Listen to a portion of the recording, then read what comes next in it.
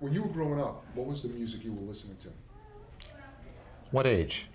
Well, let's say, pre-teen, teen. As a little kid, my introduction to rock and roll would have been in 1956 with Elvis Presley, seeing him on, it was either Ed Sullivan or Milton Berle, The Dorsey Show, and I immediately became Elvis fan, wanting to become a rock and roll star too, but I was only 6, 7 years old. But so that was my first introduction to rock and roll. My father would have a bar, so they had a jukebox, and every time the guy came to change the records, he'd give me all the records they took out, so I just had piles and piles of records. I would notice that if I played certain people, like if I played the Platters, my parents would go, "Oh, that's really nice. I don't know if that's good." If I put on Little Richard, get that off, So I thought, that must be the good stuff. So they said Elvis was a dope fiend, so I figured that must have been good, So Elvis was okay. That was good to listen to. Little Richard, they'd get mad about him. That was good. They'd hate Jerry Lee Lewis. So I knew that had to be good. Yeah, it's interesting. A lot of people I've talked to, it's been that kind of a thing. If the parents like the music, there's a problem. Yeah, I mean, even though now I love the Platters and things like that too, and Fats Domino and all the things that they weren't minding. That's pretty. Then just whatever was going on in rock and roll, whatever the best of the stuff was. Well, so I found the reason I'm leading up to is obviously. Can we stop for a second? Yeah. These women are talking just a little bit too loud. Can you just tell them to? I think she just left. I think it's A, going to a boisterous woman. boisterous woman, yeah. They always cut through everything else, their voices, yeah. All right. They should be seen and not heard. All right, we're still rolling. Okay. The reason I'm asking is, this is a setup question. Sure. I know what you're going to say. The whole scene. Do me a favor. Same can one. You just tell the Hey, girl out there. yeah, shut that dame it's up. Obvious we're doing Oh, you know what? If you could close that door, would that ruin your clip? Well, yes, we've got a clip to the doors. Well, all right, let's do that. And If they would just take it down just a little bit, we'd be we'll fine. take it. I have to close it. Here we go. Yeah, tell them to take it down to 20 decibels. Yeah, that's not going to happen. We know that. Yeah. Women are not going to shut up. So see if you can shut the door. Existed at the time, and you decided enough is enough.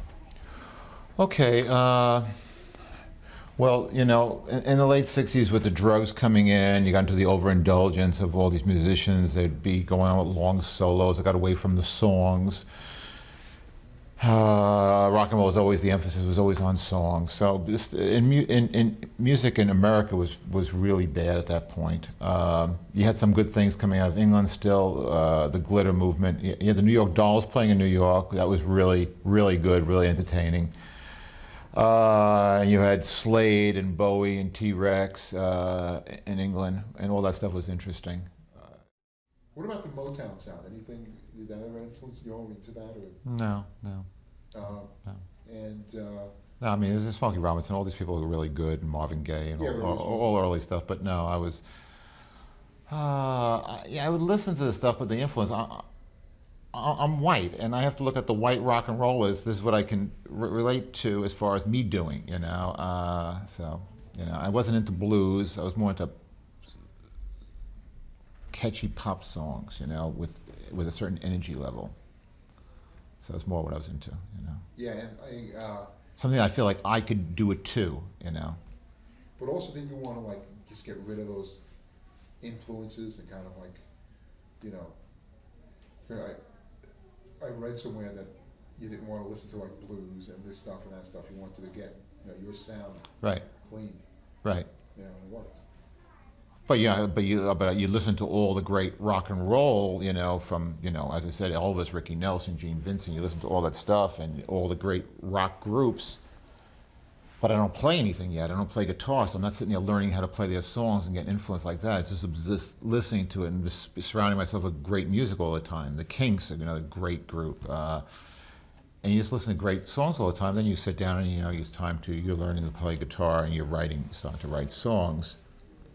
So I'm not going to write songs like them because I don't know how to play their songs, So then you know what it takes to write great songs. You need the great chorus. You need the great, But the way music is now, I was talking to somebody the other day. I think that it's so corporate and organized, like you were saying, people sound a certain way. Yeah. I think it's time for something else to happen. I mean, somebody out there. Well, I just don't hear I don't hear the great songs. I don't. They seem to put too much into the songs, and there's too many parts, and they talk about too many. Oh, songs have changed. Songs don't change. Songs are just the same. So great songs. You'd be surprised in the '50s how many of these great rock and roll songs were covers of songs from the '20s and '30s, and they were covers.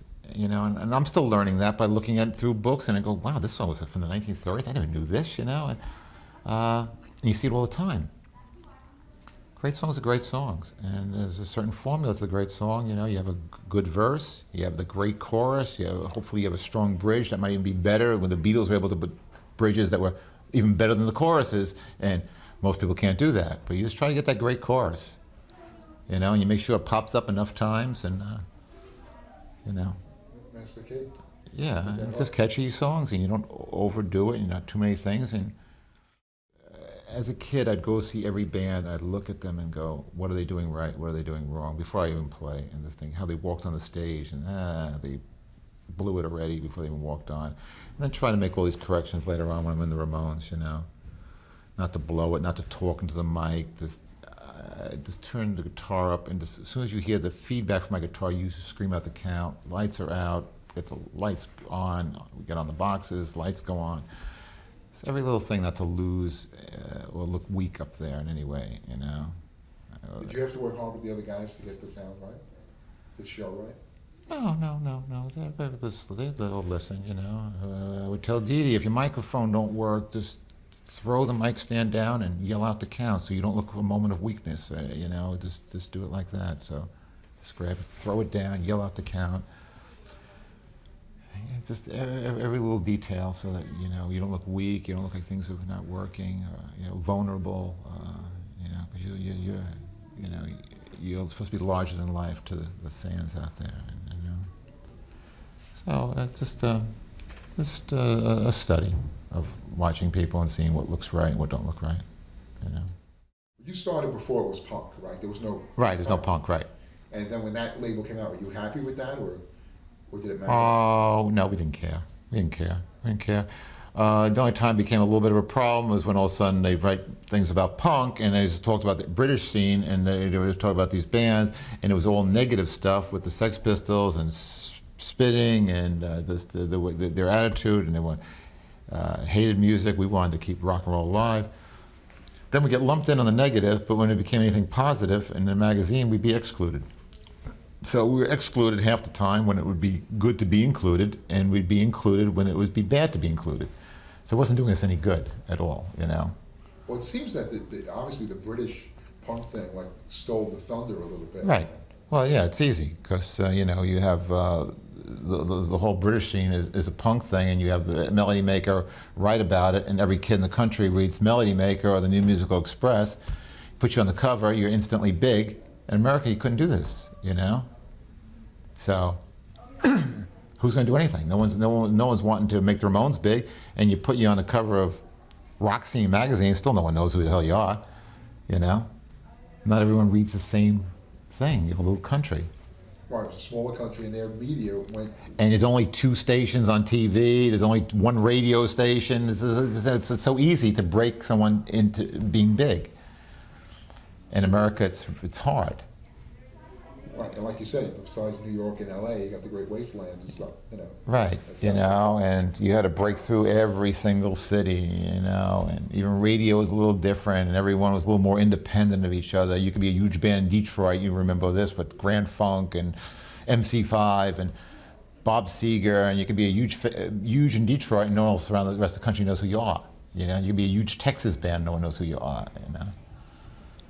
I know, it's very regionalized. So maybe It was very regionalized. Now it's gotten more not that way, but still, not everyone all of a sudden knows you. Maybe that explains a little bit about the whole Liverpool thing too. It's a smaller country. They all gravitated to one spot. Right. And it worked. Right. Right. And then bands, once it's happening, I'm saying about Seattle, once bands start, they move there just to become part of the scene, Bands would come to New York, the bands from Ohio, I think the Cramps might have been maybe from Ohio. People would start coming into different areas. Talking Heads were obviously from Connecticut or Rhode Island or something like that. Then they'd be a New York band. No one would stay anywhere. Within a few hundred miles, you come to New York and you relocate. The Dead Boys were from Ohio too, Cleveland or Youngstown or something. So, You go where the scene is. yeah, All right, cool. Good. sure.